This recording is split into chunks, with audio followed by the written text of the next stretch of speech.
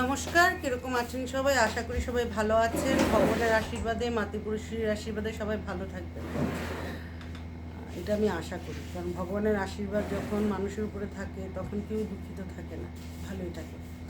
তো আজকে আমি আপনাদেরকে 5টা আঙ্গুলের মাহাত্ম্য বুঝাবো, যে 5টা আঙ্গুল ভগবান আমাদের কেন দিয়েছেন, কেন 10টা আঙ্গুল একসাথে দিয়ে দেয়নি, কেন আলাদা করে 5টা করে দিয়েছেন।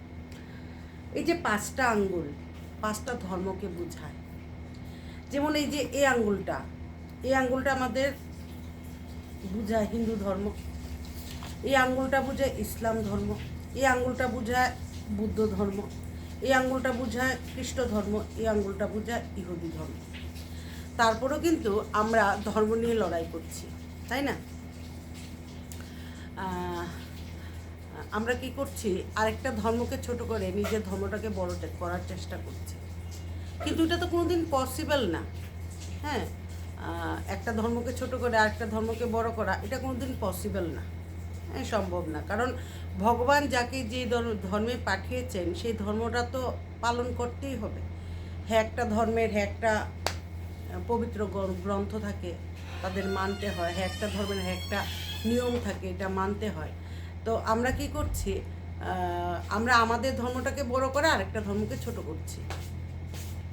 আসলে ভগবান কি এটাই চায়? আমরা যদি সবাই মনে করি যে আমরা একটা ধর্মে জন্ম নেব, এটা পসিবল না। ভগবান বুঝেই সব মানে আলাদা আলাদা করে ধর্ম বানিয়েছেন, আলাদা আলাদা করে ধর্মে মানুষকে জন্ম দিয়েছেন। তো ভগবান আমাদের যে কারণে পৃথিবীতে পাঠিয়েছেন, আমরা কি সেই কাজগুলি করি, সে কর্মগুলি করি না? ভগবান তো আমাদের নিশ্চয়ই কোনো না কোনো কিছুর জন্য পৃথিবীতে পাঠিয়েছেন। আমরা ধর্ম লড়াই করছি, জাতে জাতে লড়াই করছি। কেন এগুলি? কেন এগুলি করে কি কোনো দেশ উন্নতি হবে? কোনো দেশে উন্নতি হবে? নিশ্চয়ই হবে না। তার জন্য ধর্মের লড়াইটা বন্ধ করুন। নিজের ধর্মকে মহান করে আরেকটা ধর্মকে ছোট করা, নিজের গ্রন্থটাকে পবিত্র গ্রন্থটাকে মহান করে আরেকটা পবিত্র গ্রন্থকে ছোট করা, এটা ঠিক না। আমার মনে হয় এটা ঠিক না। কারণ ভগবান আমাদেরকে পৃথিবীতে পাঠিয়েছে কর্ম করার জন্য। তার জন্য আপনারা কর্ম করুন, ভালো কর্ম করুন, ভগবান এটা দেখবেন। আমরা যখন মরে যাব ভগবানের কাছে কিন্তু আমাদের হিসাব দিতে হবে। ভগবান যখন জিজ্ঞাসা করবে, কারণ আমরা জানি আমাদের চোখ, কান, মুখ, নাক, এগুলিকে ভগবান জিজ্ঞাসা করে তোমরা পৃথিবীতে কি করে এসছো।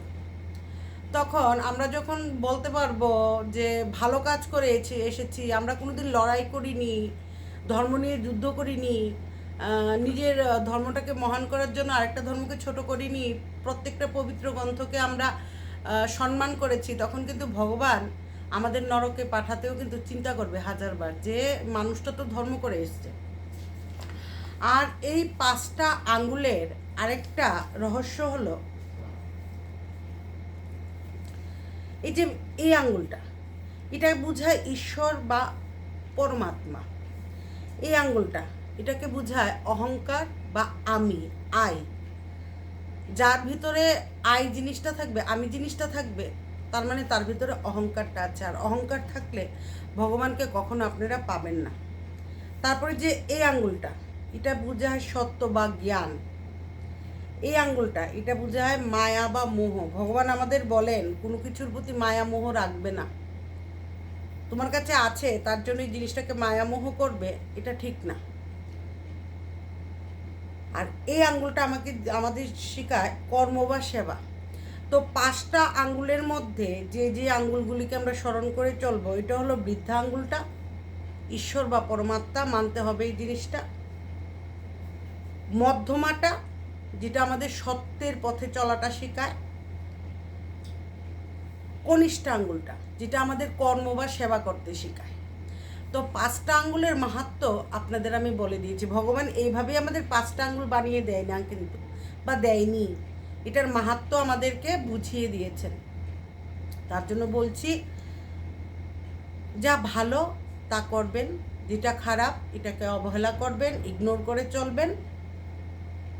আর প্রত্যেকটা ধর্মকে সম্মান দিতে শিখুন। তবে হ্যাঁ, যারা দেশের সাথে গাদ্দারি, দেখুন আমি একটা কথা বলতে চাইছি, প্রত্যেকটা ধর্মের মধ্যেই ভালো খারাপ মিলিয়ে কিন্তু একটা ধর্ম হয়।